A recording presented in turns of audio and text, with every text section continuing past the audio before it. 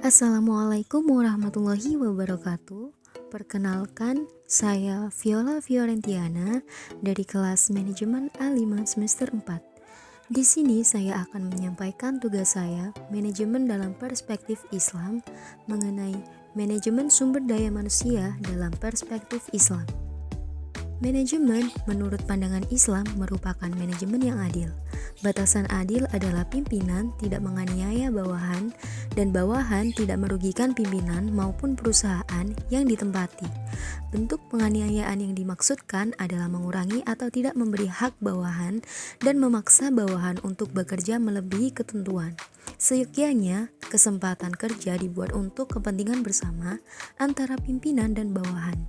Jika seorang manajer mengharuskan bawahannya bekerja melampaui waktu kerja yang ditentukan, maka sebenarnya manajer itu telah menzalimi bawahannya, dan ini sangat bertentangan dengan ajaran agama Islam. Manajemen Islam harus didasari nilai-nilai dan etika Islam. Islam yang ditawarkan berlaku universal tanpa mengenal ras dan agama. Boleh saja berbisnis dengan label Islam dengan segala labelnya. Namun, bila nilai-nilai dan akhlak Islam dalam melakukan bisnis tersebut ditinggalkan, maka tidaklah lagi pantas dianggap sebagai Islam. Islam merupakan sumber nilai dalam organisasi. Islam memandang manajemen sumber daya manusia sebagai bagian inti organisasi yang berhubungan dengan perilaku pekerja seperti hubungan antara satu dengan yang lain, pengembangan diri, dan yang lebih penting lagi adalah Islam membangun budaya organisasi melalui perilaku pekerja. Manusia merupakan makhluk yang memiliki kemampuan istimewa dan menempati kedudukan tertinggi di antara makhluk lainnya, yakni menjadi khalifah Allah di muka bumi. Manajemen sumber daya manusia yang ada dalam Islam adalah semua sumber daya yang dimanfaatkan untuk ibadah kepada Allah, bukan untuk yang lainnya.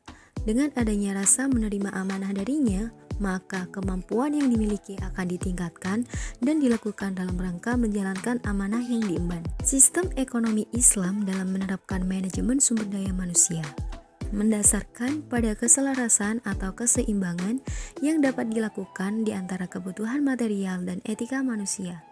Sistem ekonomi Islam tidak melupakan ciri pokok kemajuan manusia yang bergantung kepada sejauh mana lancarnya koordinasi dan keharmonisan di antara aspek moral dan material dalam kehidupan manusia. Selanjutnya ada praktik manajemen sumber daya manusia yang patut dilaksanakan. Di antaranya, yang pertama, pelaksanaan rekrutmen tenaga kerja atau sumber daya manusia hendaknya dilakukan dengan memperhatikan beberapa hal penting, yaitu kebaikan moral dan fisik, dan kebaikan akal serta pikiran.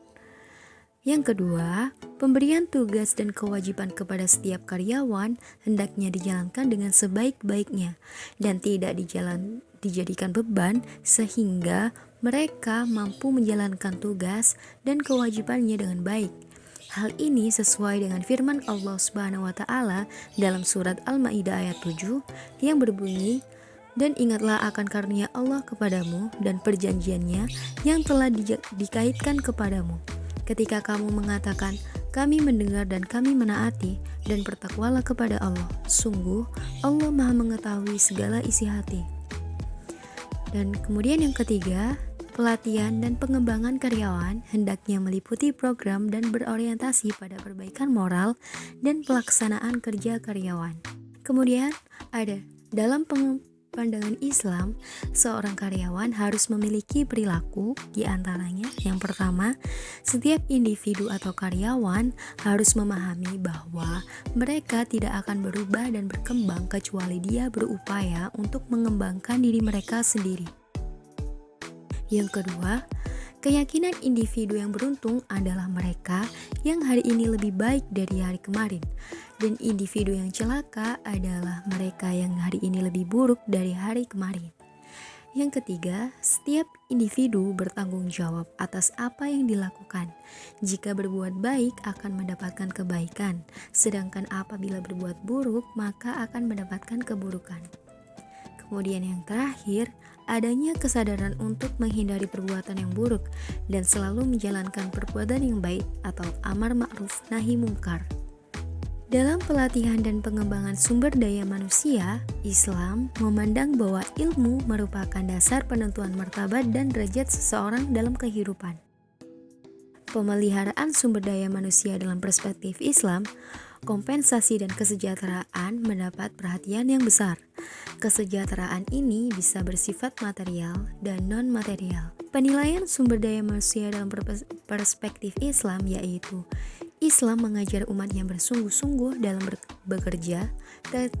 Tercapainya tujuan yang optimal tergantung dari kinerja. Bekerja dalam Islam menempati posisi yang mulia dan bekerja disejajarkan dengan mujahid fisabilillah. Sekian dari saya, apabila ada kurang lebihnya saya mohon maaf, dan saya akhiri. Wassalamualaikum warahmatullahi wabarakatuh.